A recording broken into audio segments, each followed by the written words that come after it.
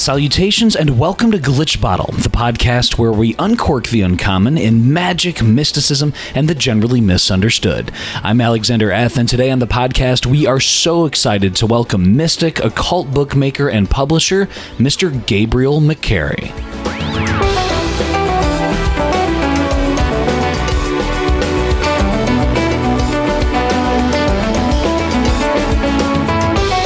Gabriel is the founder and owner of Anathema Publishing, which publishes books on the occult, self-transformation, and spirituality. I first met Gabriel when I was invited to speak at the Ezekiel Bates Lodge in Massachusetts earlier this summer, which in itself was a wonderful event, and it's a beautiful, historic Masonic lodge. I spoke alongside podcast host Greg Kaminsky and Craig Williams, the author of Entering the Desert, and someone that I hope to interview soon. And so to come full circle, Gabriel's Anathema Publishing published Craig's book, Entering the Desert, and I was really impressed with the quality and the occult dedication that Gabriel gives towards bookmaking. So for this podcast, Gabriel joined us from Montreal, Quebec, to discuss how he got into bookmaking, what it means to publish a book using the elements of alchemical transformation, and why, in 2017, bookmaking is such a vital and needed process. And now, to help us uncork the uncommon, I give you Mr. Gabriel McCaughry.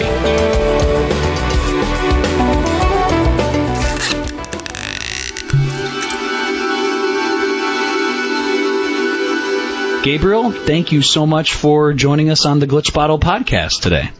Well, thank you so much. It's truly a pleasure. It's an honor. Really, Alexander, you're doing an amazing job, and I couldn't believe when you actually invited me.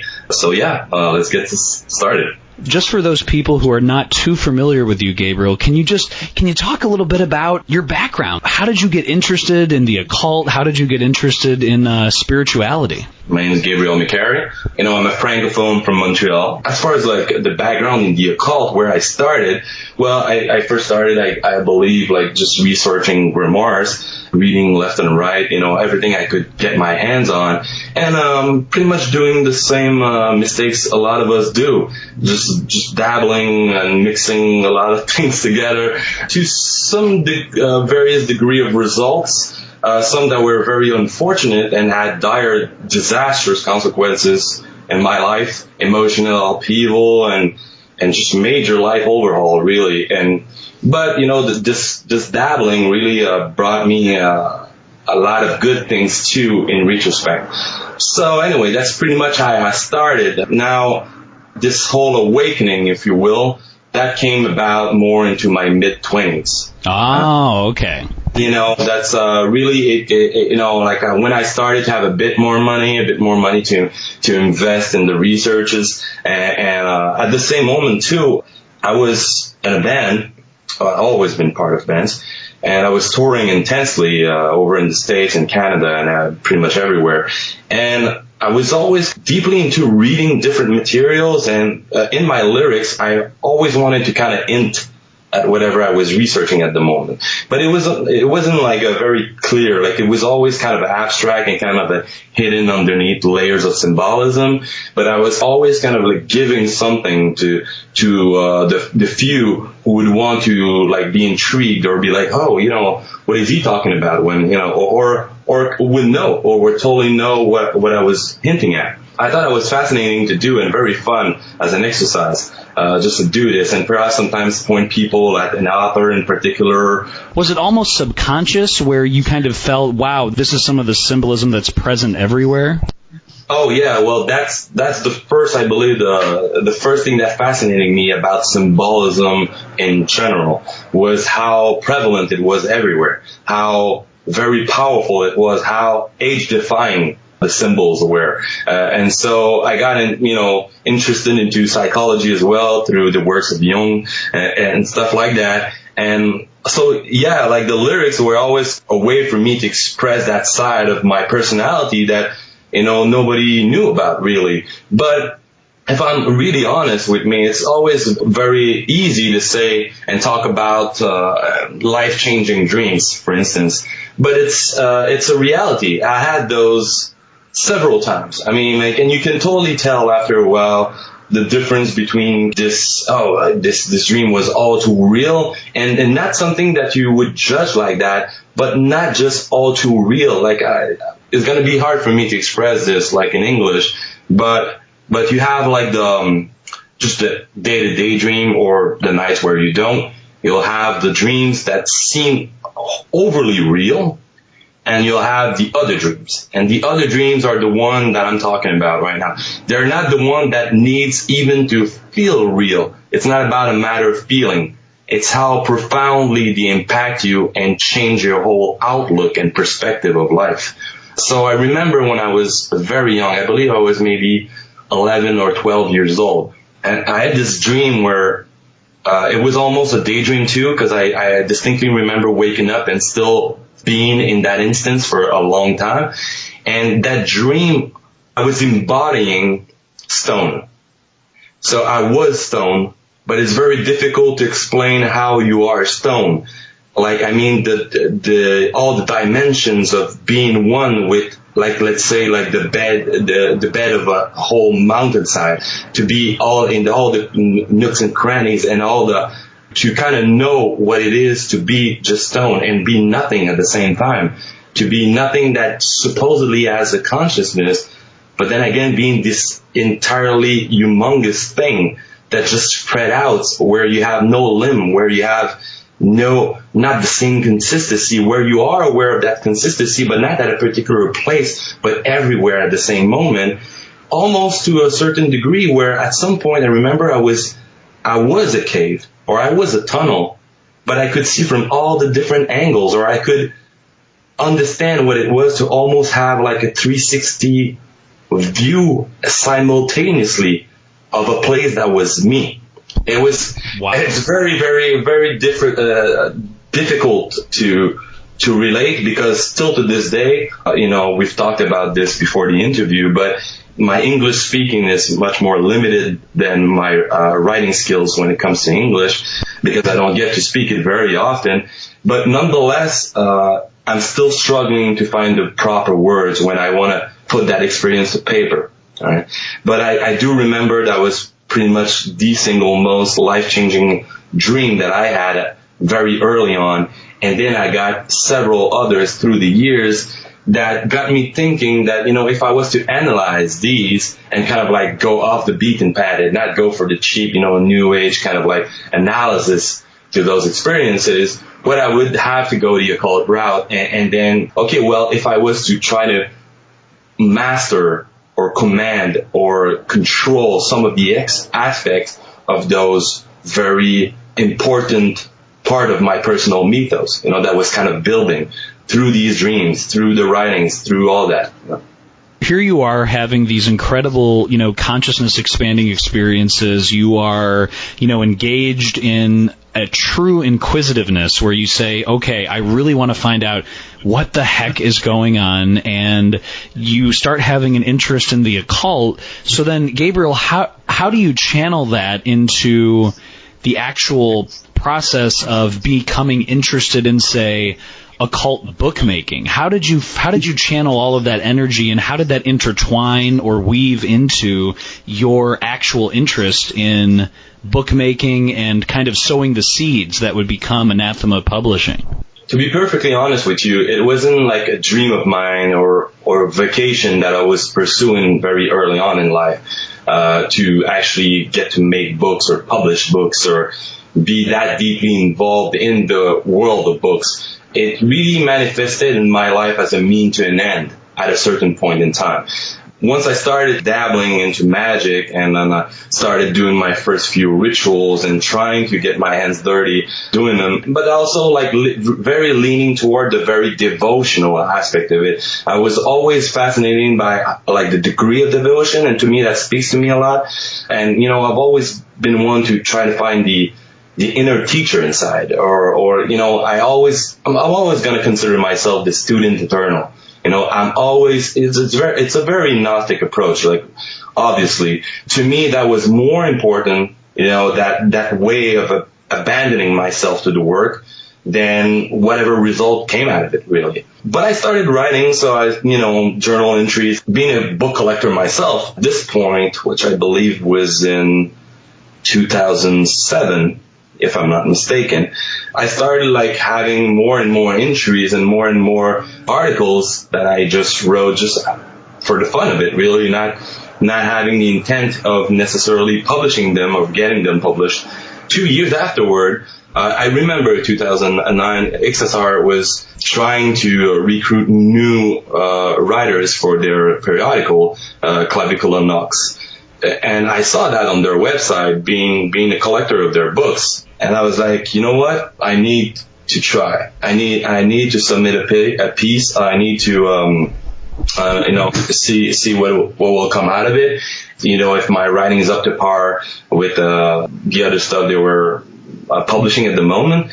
I mustered all the courage that I could to submit a piece. And it was very difficult of me to do. As much as as I love new challenges, I've always been one to want to tackle new challenges in life, to expose myself, not being just a front man or a guy that screams good, and writes somewhat decent lyrics, and be okay. Well, this is a full piece about an analysis and something I was working on at the moment. With a certain entity that I will not name. The response was pretty good, actually. It's surprisingly good. So they agreed to publish my piece, and it opened up the periodical. It was kind of like an introductory piece. They even used some of the quotes of my article to promote, the periodical. And I was like, so it was mind-boggling, really. It was so cool. And I was pretty proud of that. And since it's a small world, the occult publishing world is a small kind of niche. So a couple of other, very underground, very DIY publishers asked me if I wanted to contribute pieces. So I started writing a bit more. So fast forward a few years again. In my practice, things were unfolding. A lot of things were...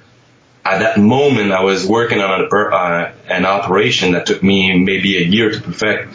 And once I kind of reached a modicum of epiphanies, again, it was a big life changer. So around circa 2011, I went on a 4-month trip to Asia.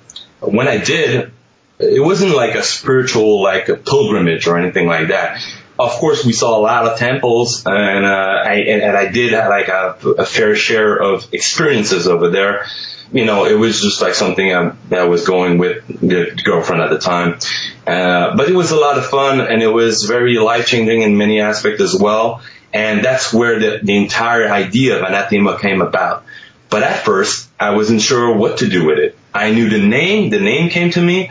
I had a small laptop, and I designed the main, seal or the main symbol of the publishing house. Well, I didn't know it was going to be a publishing house at the moment, but it was just very, very, very important to me. All I knew is that whatever I was kind of designing at the moment was going to be important to me, but I didn't know to what regard. Then things happened. XSR actually asked me if I wanted to contribute a new piece, and at the moment I had nothing. I didn't have the time to write a brand new article. So what I suggested was that I was going to send them kind of almost the entirety of the journal entry and philosophical discourse that I had around the operation that had been ongoing for a year. And the response was kind of so-so on this one. They seemed really interested in the content, but they were well, first and foremost, it's not going to happen because that's a very, very long piece. That's a very long written piece. So we cannot have that many pages dedicated to just a single author.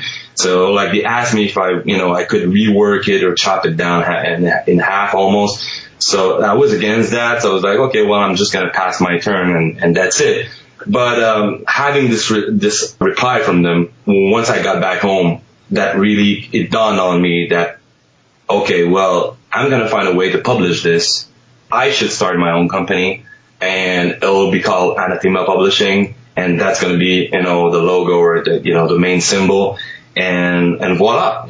It's something that, was always part of my philosophy of life anyway. I believe that one needs to engage in the mysteries, always, all the time. So I took it upon myself to review what I was aiming for in life and, what I wanted to do professionally and all of that. And so that's how it got started. The first thing I started working on, that was an idea, because I was like, okay, well, this is not a book. I don't want to publish a book right now. So what can I do? I was like, okay, well, I could aim for a periodical and then kind of reach out and make contact with authors that I personally respect a lot, that I personally collect their books and see what they think of my idea. So I started pitching my idea of a would-be periodical that would be called Pillars, elaborating on the first theme of the first, issue that was going to be called Psychopompus.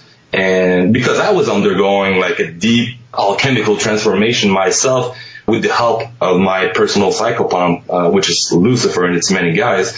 So working with this, I was like, well, this is going to be a perfect theme or concept, that I could weave something around, and let's see if people kind of resonate with that. And to my surprise, they did. The response was phenomenal. I got some amazing people just kind of reaching and sending me texts. So I was like, okay, well, now that I have not an obligation, but I kind of have something in my hand, and I should act upon it. No way I'm going to let it dissolve in my hand, not doing anything. So, working the magic, going through the great work, then, you fascinate a lot. And that's how I got started, really, putting an idea to form.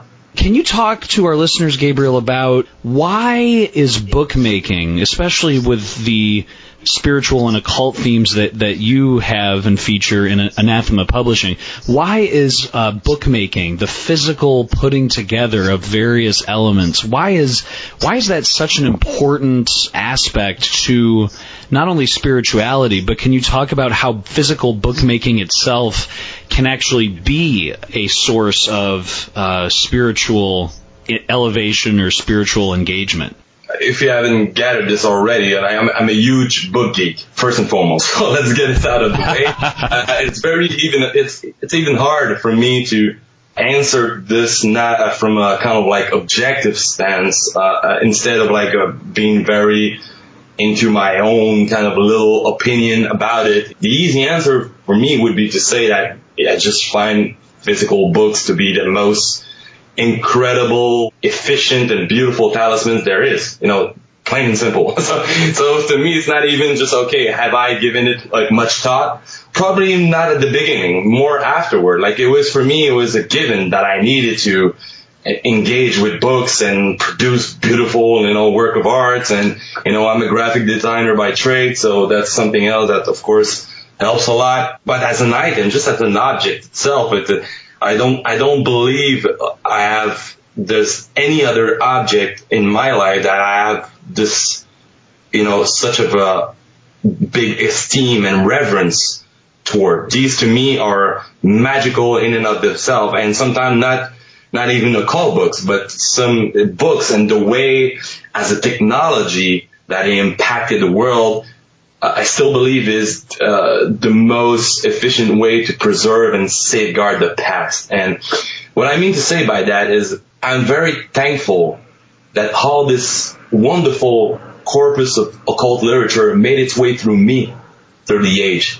I know it's very egoistic in a weird way to say, but I'm very thankful that this happened. That there are ways now that the information trickled down through the ages to us now in different form and different editions. So that's for the content. PDF or not, that's incredible. That, I believe, is something that got me to bookmaking, was just this love of the craft that I wanted to pass down as well. If a lot of people did it before me, well, I want to be amongst the person these days that do it properly and does a good job at it, so that those books, withstand the test of time. That's the love for books that I wanted to convey with Anathema Publishing. As much as some people may consider bookmaking or publishing or even print, as a matter of fact, to be a dying craft, well, I don't see it. Strangely enough, I don't see it happening anytime soon. What I mean to say by that is like, okay, yes, PDF and digital medias are very convenient for research, for archival purposes, but I truly see them as just being complementary to the real thing, the full manifestation of the text. And to me, it's embodied in a book. And that's something that you can feel, that you can touch, that you can read and put on display if you just want it to be on display. But just really appreciate it in full and pass down, maybe as a gift to a beloved person.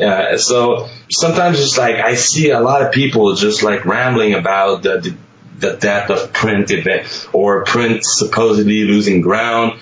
And I often remind people, I mean, if you will, the easy analogy again is just like, let's say vinyls with music, right? We talked about that when we met, how vinyls was a media or something, that was from 3 generations ago that you never thought would have like made a comeback, but for some reason it did. And now the printing plan for vinyls are actually making an official comeback, and even plants have a hard time securing enough of the raw material to keep up with the demand. So that means that the physical form would never die. That's just not just book, it's the physical form, really. And it's just like it merely lays dormant whenever there's a new thing coming around the corner.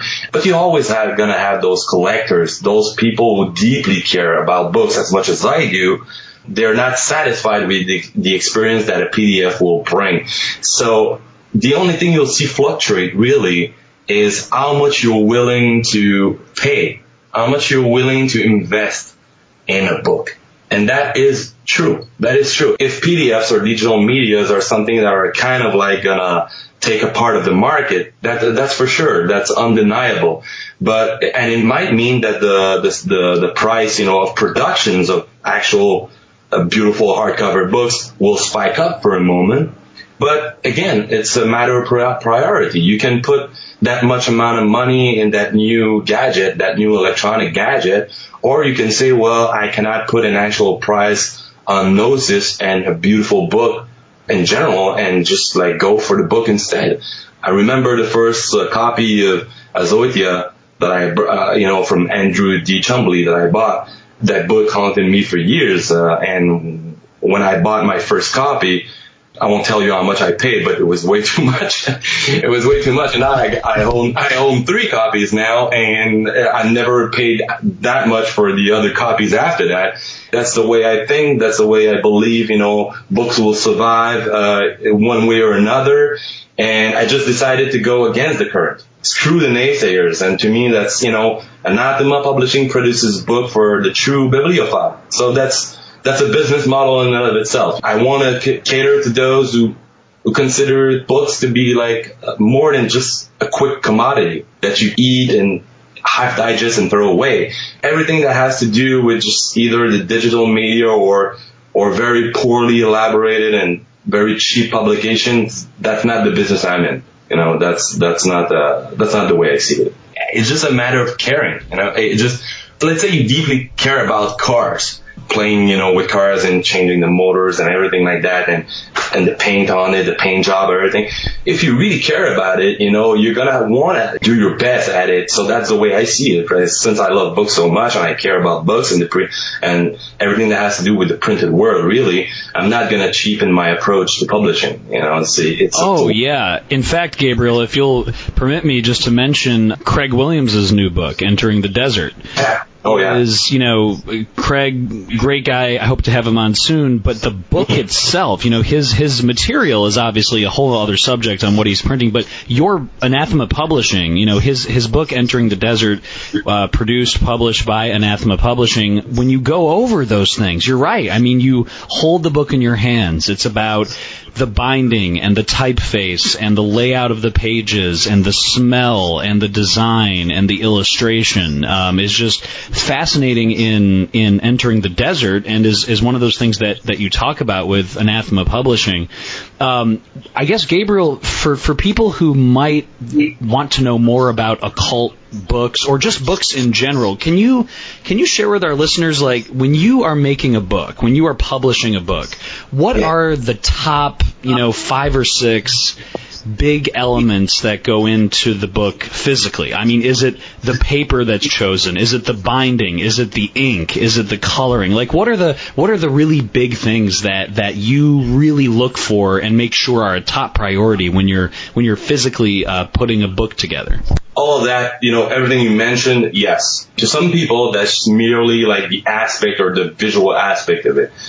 Today, we're going to talk about, my alchemical views of bookmaking. You come from a place that you really want to get, the quality over the quantity. That's the first thing, all right? Given every project has a limited budget, that'll impact also one or the other. Meaning, like, I could go for greater quantities, but then I would have to kind of diminish the quality. And that's a no-no for me. It's not going to happen. So, like, being one to uphold quality as a virtue, and something that Craig touches on in his book as well, that the fact that gnosis cannot be so commodified, and tradition and the evolution even of a tradition cannot be commodified either. That's the primary thing that goes in my mind. It's like, okay, well, how can I go about to respect the work, respect the author, and showcase this to people, to convey it? Well, some people would be like, okay, well, right, from a non-business perspective, a way to kind of respect the text for the readers would be just like to give away for free, right? Just give the text, and so that people can dig in it. But if you have to put it to form, if you want to put it to form, if that's your business, but also my life's work, you got to know whatever's happening in my mind whenever I'm working on it. To me, whenever I get the text, I receive the text from a certain author, I'm always kind of like in awe. I feel privileged and humble beyond words. And like just knowing all the efforts that went into the redaction and the practice. And you've read Craig's book, obviously you know that it comes from a genuine place. Now that's passed on to me. Well, that's now my job to put this properly onto paper. When we talk about the paper, the ink, the binding, the intent, or the energies that I put into the book, an easy analogy would be, well, you talk to a lot of ceremonial magicians, so you would know, but all the energies that you put into, like, let's say, crafting a nifty talisman, when you observe the correct planetary hour in alignment with, that good spirit, or observing the proper qualities, the overall theme, the energies. I do the same. And all of that, and the text itself and the energy of the text will indicate which materials, which colors, which texture I'm looking for, a choice of paper, the typography I'll use even. And even it goes as far as like, if I get to meditate a bit on it and I ponder upon it, I'll even get to choose which artist I should pair, which author. So that means like I'm gonna think, and then it'll come to me that this artist would be perfect to commission to illustrate a work. And in that instance, it was David Herrerias. I saw his work before, but it dawned on me very organically that it needed to be him. That's the first thing that goes into my mind, is pairing the good people and the good talents together and have an overall feel of what you want to convey with this. So I try to engage this aspect of the work, taking under consideration each elementary composites, that make a certain book very unique. I apply whatever comes to me and all the suggestion from these energies to design the final form. That's pretty much it, really. Like in a nutshell, there's a lot of it's pretty geeky of me again. I try to picture each aspect. I kind of I have this very methodological way of going at it too. I almost do like a pentagram of the self, really. I try to engage all the 5 senses, but also of course I don't taste my book, but what I mean to say is that myself in this instance is the final point of distillation. So the work goes through me before publication, before it's presented into the world. So to me, I need to know, upon reading it and upon designing it, what I feel, what I sense, or what I'll think, and even what I'll intuit about the work, so that it matches a vision. So I believe whenever I talk about this, the people that I work with, they know I operate with this as a modus operandi. Whenever we were discussing, me and Craig, let's say for Entering the Desert, or whenever I was discussing with Shani some of the aspect of her book, it was this way of me spontaneously, it seems spontaneous, but sometimes I will just pause it. I will pause everything. It's not just design. It's hard to say, but there's something where if it's truly incongruous just because it would look good, then it would make no sense. Everything I do in life, whether it be from the graphic design or whenever like I used to learn English and French literature in college and all of that, they all led me to this particular way of working with books now. One thinks of the Alchemical Laboratory, where there's glass beakers that are holding different things, different elements. So when you're pouring all these elements, the intention gets poured into the binding, gets poured into the, symbolic. I mean, all that stuff comes together. And then so what you're saying, Gabriel, is you, right before it gets published, you basically pour all of that into yourself. You basically use yourself as the final holder, saying, how does this resonate with me? What do I feel? How are the energies? Is it stuff like that? Precisely. I couldn't say it better than what you just did. I mean, I don't know if people necessarily would consider bookmaking to be alchemical, but it certainly is for me. And I guess it boils down to what I consider to be alchemical work, in the first place. The way I see alchemy in general, for me, it's a balancing tradition. I see it kind of as its own language that kind of bridges the gap between the unconscious and the conscious, but also the innermost and the outermost. So for me, it's a profound act of implication, self-transformation, the way I cultivate my own little garden of the possibles. So that needs to seep through all the aspects of my life. But given, I give a lot of times to bookmaking, I kind of needed to find a way to connect both. Meaning, like, if all is ritual, kind of planting the seed everywhere in your life for having these little moments of reflection and meditation and ritual in order to lose yourself in the great work, really. Like, it's a way to find shards of your own philosopher's stone along the way. The way I do it, of course, I'm leaning more toward the esoteric teaching of alchemy, mind you, like than whatever, like the transmuting of base metal. That's not really what I'm about. But when you were describing that back in the days, alchemists, used to work with, the vats, the crucibles, and trying to dissolve the base lead of their soul into their opus alchemicum.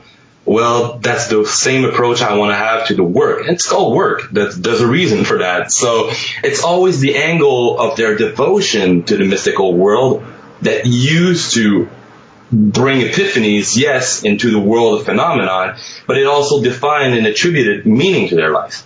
So that's how I go at it. Like, it needs to attribute and define new meaning to my life all the time. So I took that analogy, like that whole analogy, I took it very seriously. Try to apply it to bookmaking instead. That's the way that it imposes itself upon my life. So my own spiritual development is now deeply tied with the publishing house. But the reality is that having 2 full-time jobs, like singing in a band, trying to have a personal life, trying to write as much as I can as an author myself, or just trying to keep up with the requirements of a spiritual practice, and juggling between all of these aspects, at some point I was going crazy. I've already have an overbooked schedule, so it's getting increasingly difficult through the years. So at some point I remember I had to rethink my whole approach to my spiritual practice. That's how it dawned on me that whatever I was working on at the moment, even though it might be super boring stuff, not boring as in whatever's in front of me is boring, but it could be some accounting stuff for the company. It could be just plain layout, doing the layout, or just doing a bit of editing and correction. Then you're not fully invested into whatever you're reading at the moment, but it became harmonious procedure. You really have to kind of know me, or kind of see where I'm sitting right now. Like, it's a tiny, tiny home office, and that tiny home office kind of became my sacred place, or what, Craig William referred to as the cell. Like, I'm trying to create that atmosphere of divine connection, but of creation as well. So, of course, I'm in front of the computer, and I'll work on this new book. I'll do a bit of correction, editing, and then maybe a particular paragraph will caught my attention, so I'll pause for a second and I'll try to take in whatever is the meaning behind whatever I'm reading right now, and I will take out of context a few of those maybe sentences, and I'll just turn over, and behind me is a small kind of ritual place where I'll light some candle. I'll start meditating and pondering upon whatever I read and whatever I wanted to implement at the moment. New complementary information will pour down, and I'll get contact. And through the years, I had pretty many contemplative but also direct experiences that I could totally see being the magic that runs its course in the background as a direct result of my work with Anathema. Even my first book, I doubt we'll have the time to talk about it today, but, the redaction of my first book began sometime in 2008. It's a deeply personal work of Gnostic alchemy and all my beautiful Luciferian philosophy, but it's an example of that culmination of experience that I had whilst working on somebody else's book. Are there any upcoming projects for Anathema Publishing? Are there any new things that are on the horizon that you want our listeners to know about? There's many projects in the work. What's coming up next is the new book by Shani Holtz entitled The Devil's Supper. That particular book really came out as a surprise, as she'll often do, it seems. She writes a lot and always super quality stuff, and so I'm amazed at how fast she writes and how much she'll write. And so we were working on a future project, which I will not divulge at this time. Suffice it to say that I believe a lot of people will be waiting after that other undisclosed project.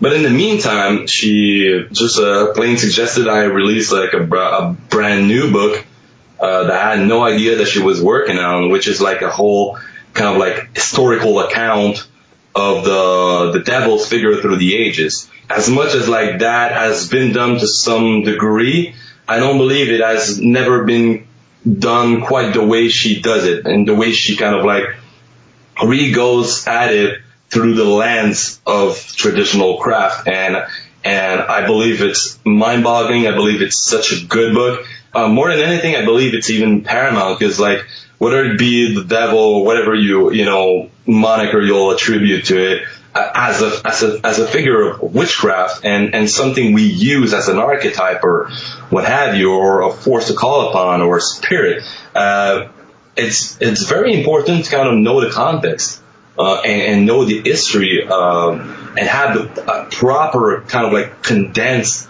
book that will give you just that. So it's easier for you to kind of wrap your mind around the whole concept of the devil. So that's one. That's the next one in line. I was supposed to open the pre-orders at the end of this month of August, and unfortunately we had a bit of problem on the printer binder side.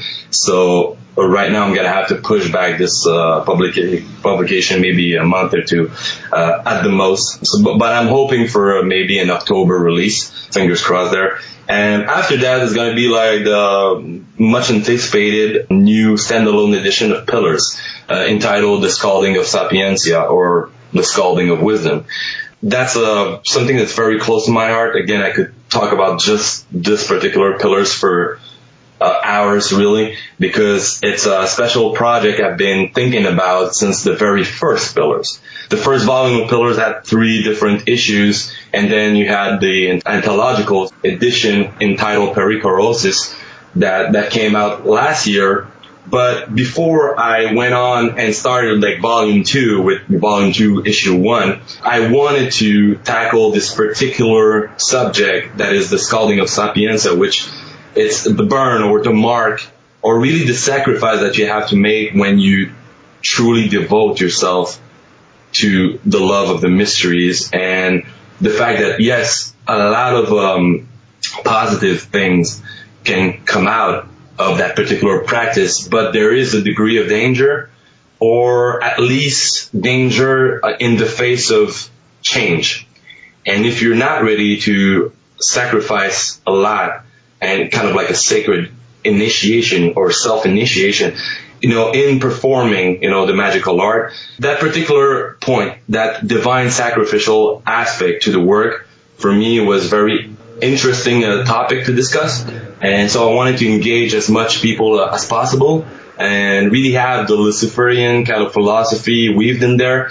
So I cannot wait for this one to be out, really. And after that, well, you got plenty more books in the way coming as well. My own book, and then others that will not, again, divulge at the moment. They're all in the work, but I must say, if I'm not mistaken, I have at least 6 books or potential books that might be in the work after the one I just mentioned. Gabriel, too, one of the things we were talking about before the interview is a common theme that a lot of people are familiar with on the Glitch Bottle podcast, which is the relationship between mysticism and magic, and contemplative mysticism and, say, ceremonial magic. Can you talk about how you see that relationship, and can you talk about the importance of mysticism and spiritual mysticism in your own life and in your own work and your own publishing, and just how mysticism has an impact on you?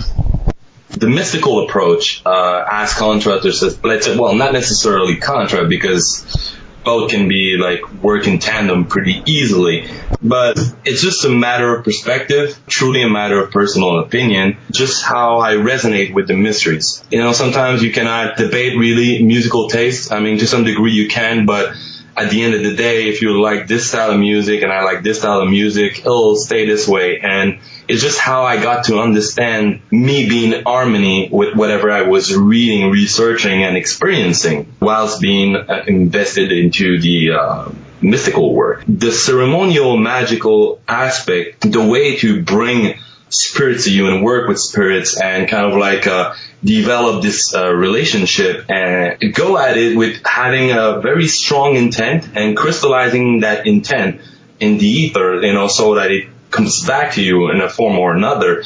That's all very, very fascinating. And hats off, to everybody who does it and does it properly. But it just so happened that whilst I was kind of trying my hand at this, it's really the whole devotional part that I was leaning more towards.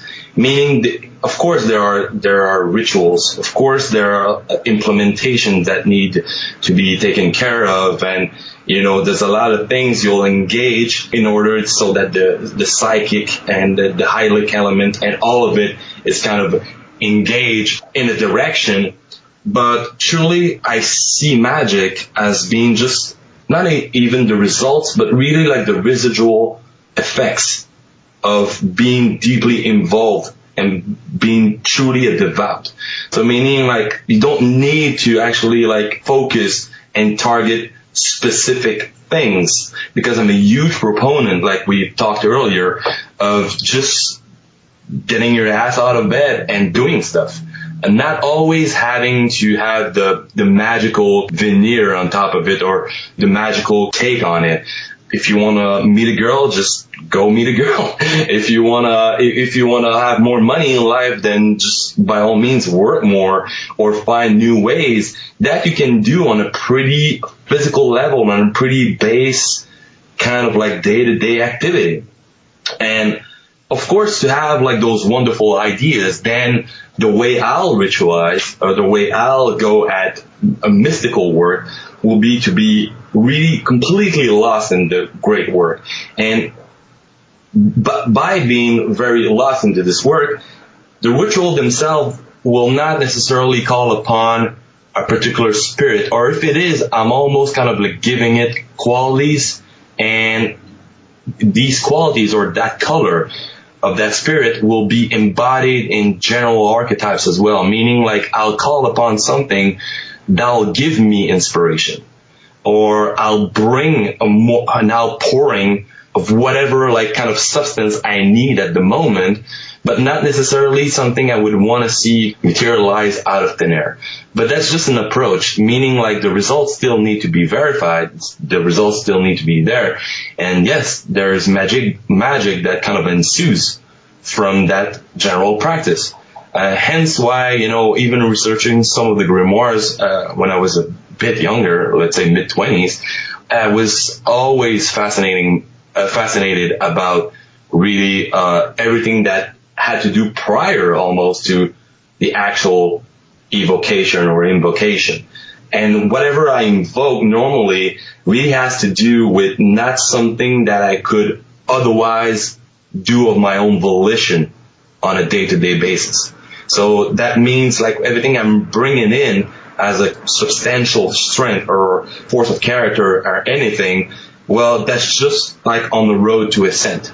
So that's why, like, normally when we talk about systems per se, I tend not to have one really, or if I have to really get to the core of it, then I'll always be a huge proponent of alchemy because it's a very simple way to go at it. Levels of gradation that you kind of like turn up the proverbial kind of like alchemical fire, and you discover a lot about yourself, about the outer world as well. And whatever you kind of discover along the way, you bring back into the fleshly vessel, in order to live a more meaningful life. I was listening to one of your video on YouTube where you were discussing, I believe, some of Dr. Skinner lamenting the fact that it seems like there's a lack of a mystery school or a proper mystery tradition that would kind of be like peripheral to religious faith, but at the same time non-denominational or partisan. And I believe that was amazing. I loved it because it's really something I resonate with. That's something I think about all the time as well. So perhaps you could even like talk to me about it, because I thought that was a pretty nice little video. I think a lot of ceremonial magicians would agree with you in terms of, I always think of the relationship between magic and mysticism like a ship sailing over the ocean. A magical ceremony, a successful one, is just like a ship where it sails from one point to another point. But the ship can do nothing without that deep, vast, incredible, infinite blue of mysticism, which is the ocean, because the ship is just a vehicle. Ceremonial magic is just a vehicle, as I see it, to carry mysticism, concentrated mysticism in some kind of form from one end to the other. So I totally agree with what you're saying. And in fact, I remember speaking with Aaron Leach, one of the ceremonial magicians and author, and Aaron said the same thing you did. He said, people who want money, or say, hey, I want money, it's like, dude, you can get money just by, getting a job and making smart investments, like there is a time and a place for these things. I totally agree with you. As far as the mystery tradition, that is so fascinating that you bring that up, because when I hear about your alchemical processes and the alchemical approach you have to books, and when I speak with magicians and mystics, like Aaron or like Frater Ashen Chassan, and when I hear you share about working with Craig Williams and others, there seems to be this theme of complete and total, to use your word, devotion. There's this devotional aspect that just overwhelms everything. It's just like a wave that crashes and overwhelms everything in your life. If you're working on a book project or publishing a book, or you're working on some kind of ritual act, you're right. Like I totally agree with you that mysticism seems to be the bedrock for all other spiritual activity. And without that, you're right. You're just, if you try and do magic without mysticism, it's almost like you're just, putting on a robe and picking up a fake wand, and you're just standing in a circle somewhere and nothing's going to happen, Well, to me, to each his own. Like seriously, it's not at all about, that's the beauty of mysticism, but also like I believe the healthy viewpoint you should have about that after that is the way you want to. Mysticism, like you said, is kind of like the underlying or the ocean, right? That like underneath us.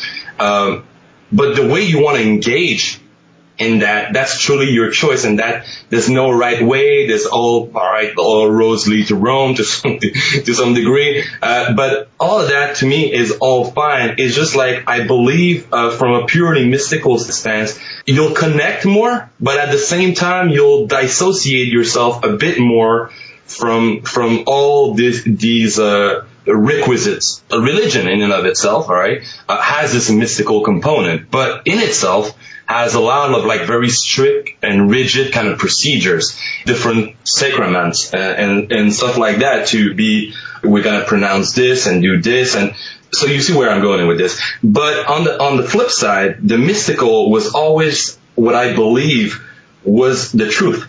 So, and truth is truth, meaning like it's very hard to kind of like put proper ways to interact with it.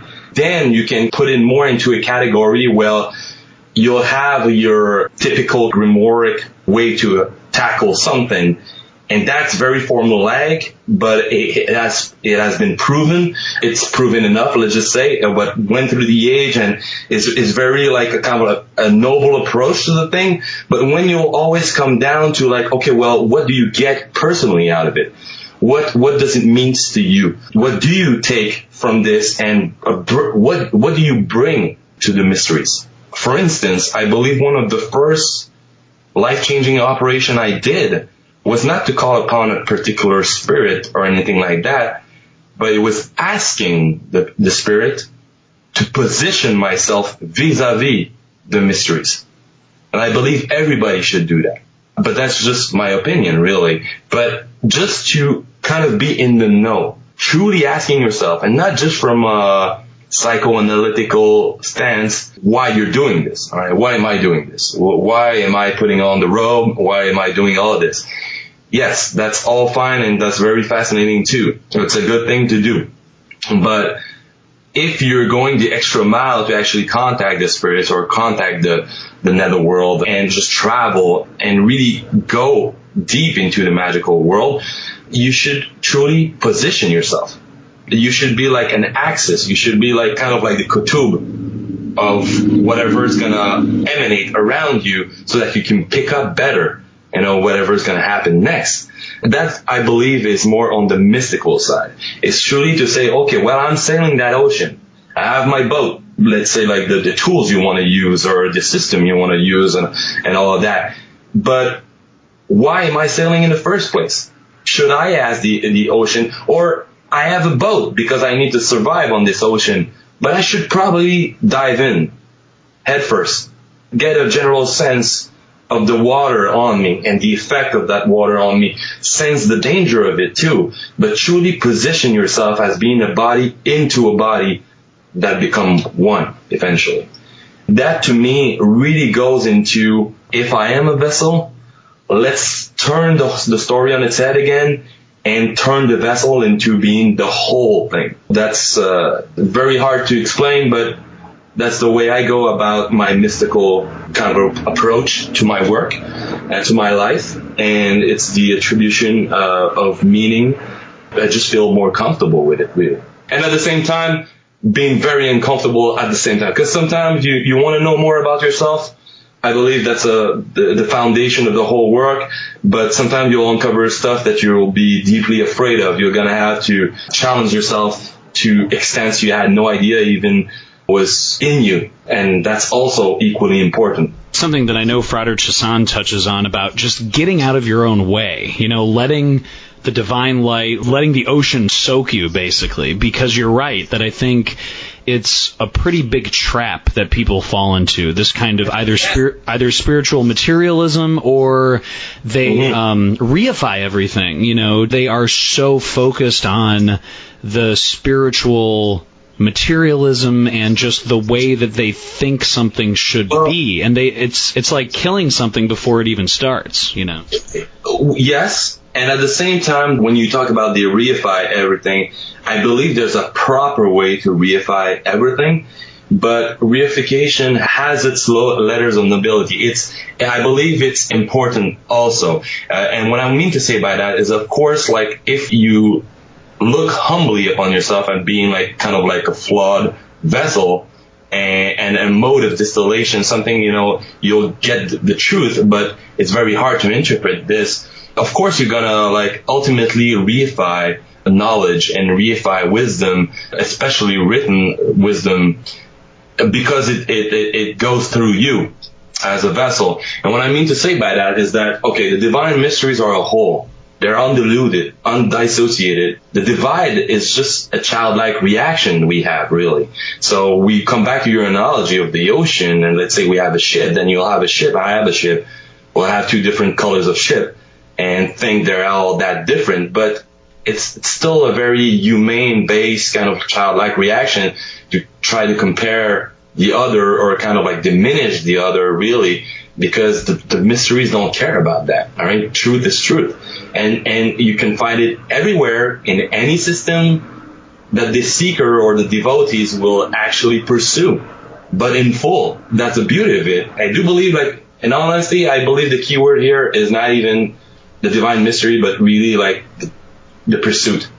It's really like how the pursuit is paramount to any kind of like spiritual endeavor or spiritual gnosis, if you will. Yes, devotion, to use your word, devotion to.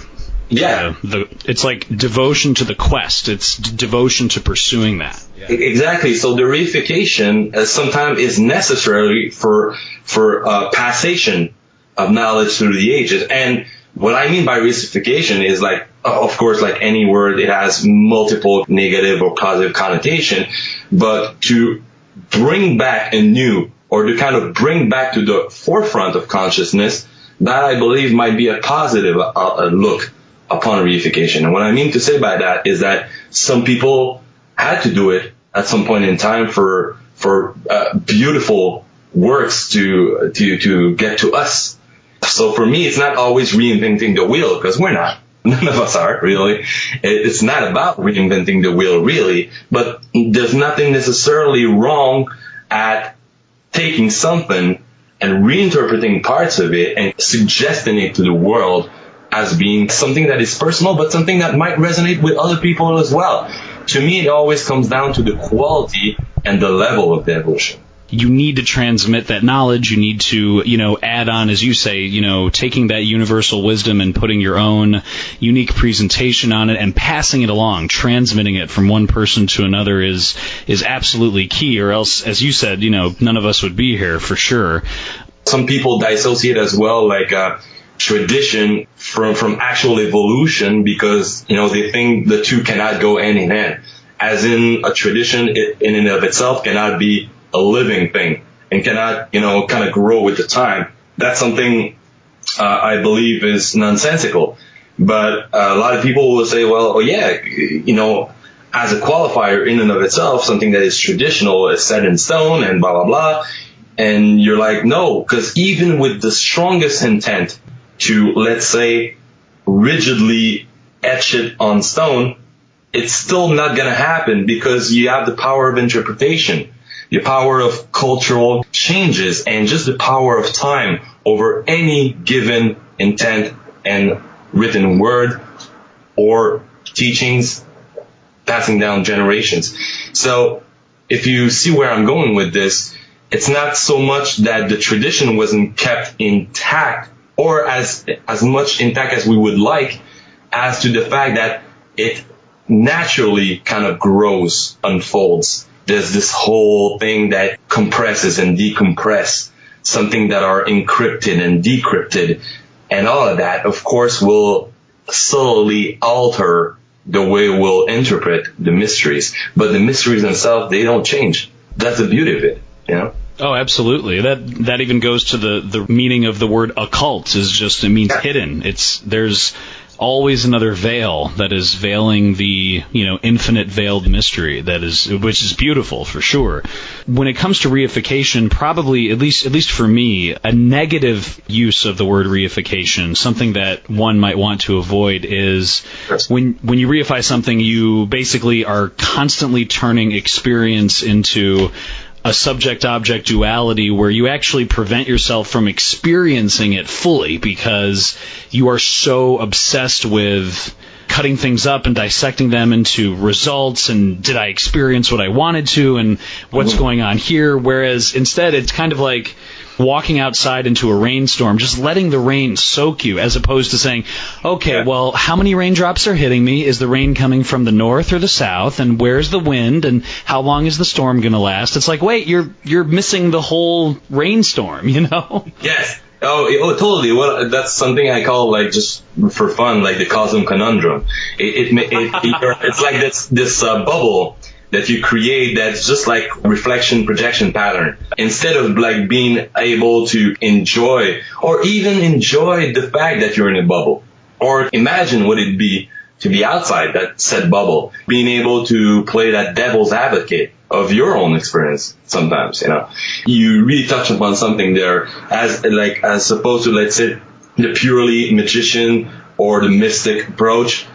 I believe one will be more inclined to kind of soak it in and not necessarily always attribute something personal to it, and being able to relinquish that too.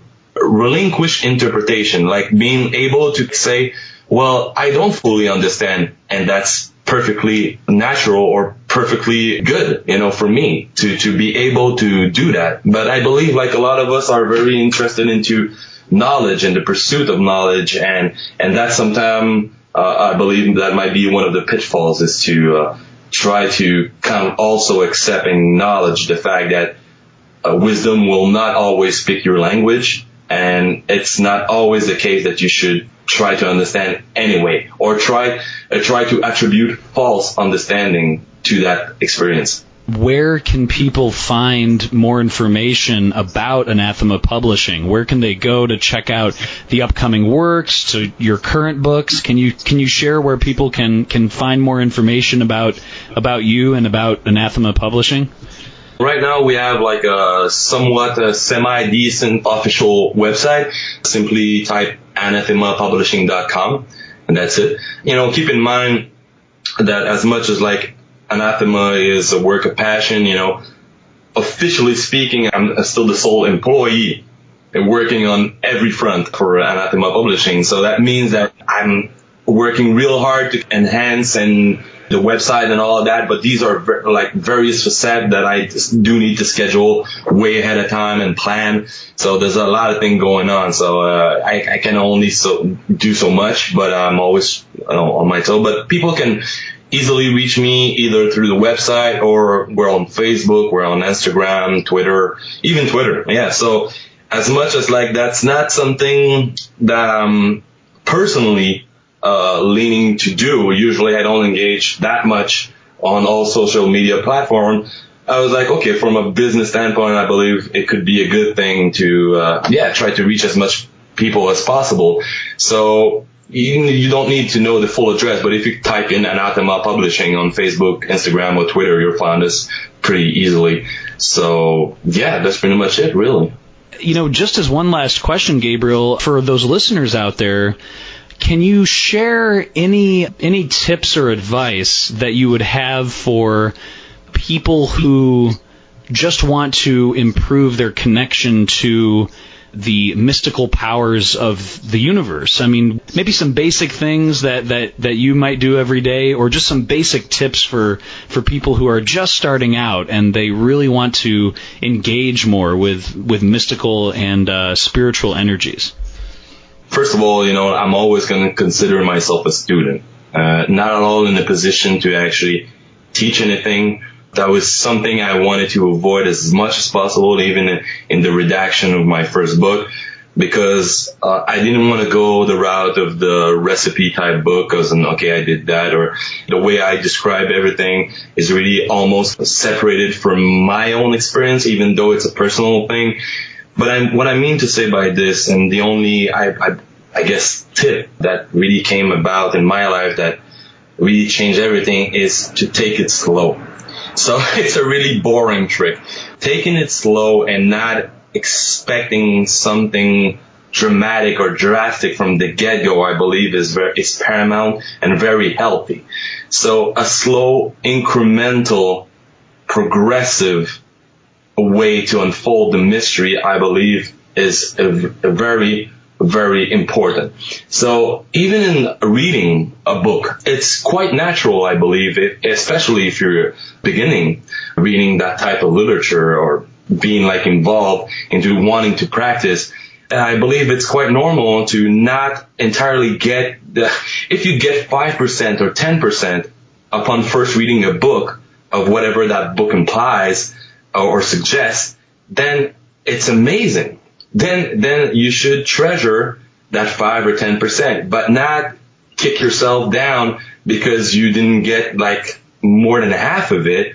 You can always go back to it, and the important part is really what it does inside, what it does in your life, and be extra attentive to the subtle changes that this will bring to your life, good and bad.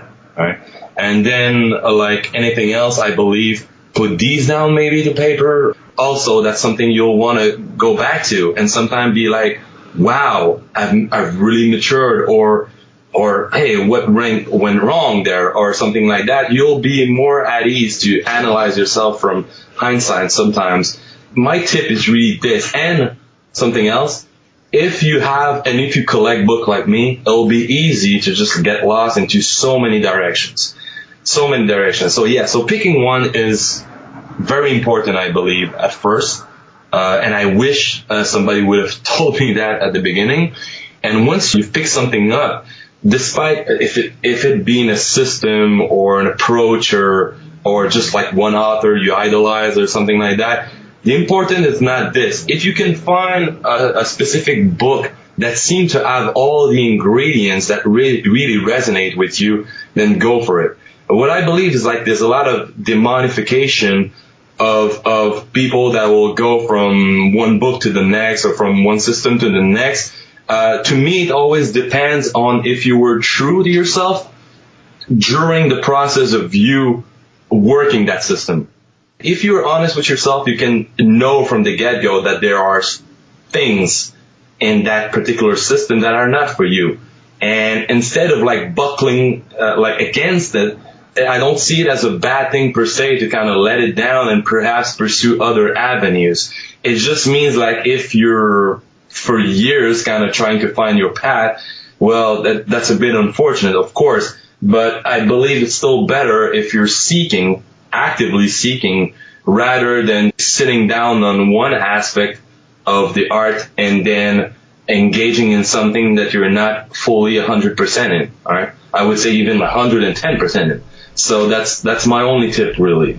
Gabriel McCaughry is the founder and owner of Anathema Publishing, and we just really appreciate you taking the time, Gabriel. Thank you so much for coming on the podcast today. Hey, all the thanks to you, Alex. I mean, I know we had an amazing time meeting. That day was amazing for me, getting to meet you and getting to meet Craig as well, which, we worked together a lot, but it was the first time we got to meet for real. It's truly an amazing experience, like to get to connect with like-minded people such as yourself. And more so, I would like to thank you because officially this is my first podcast. It's the first time that I get to freely talk about Anathema in such ways with somebody who asked me a truly relevant and interesting question about my work as a publisher. I'm really looking forward, Gabriel, to the next time as well. I think it'd be great to delve into these issues even more, for sure. Oh, yes, you can count on it. It's going to happen. And thank you for listening to this episode of the Glitch Bottle Podcast and helping us uncork the uncommon this fine day or night or wherever you happen to occupy space-time in your occult lairs, your summoning towers, or your cloistered libraries of the esoterically awesome. You can check out previous episodes and other magical Glitch Bottle news on YouTube, youtube.com/glitchbottle, and subscribe and download free episodes anytime on iTunes, Stitcher Radio, and on Spreaker.com. Just search Glitch Bottle and enjoy. Also, please make sure to subscribe and follow us on Twitter at Glitch Bottle, all one word. Our intro music is the track Tornado by David Zeste. Our magical interest is fueled by sincerity, passion, amazing guests, and a copious amount of clinking coffee cups. Until next time, this is Alexander Eth reminding you to invoke often, uncork the uncommon, and keep the light.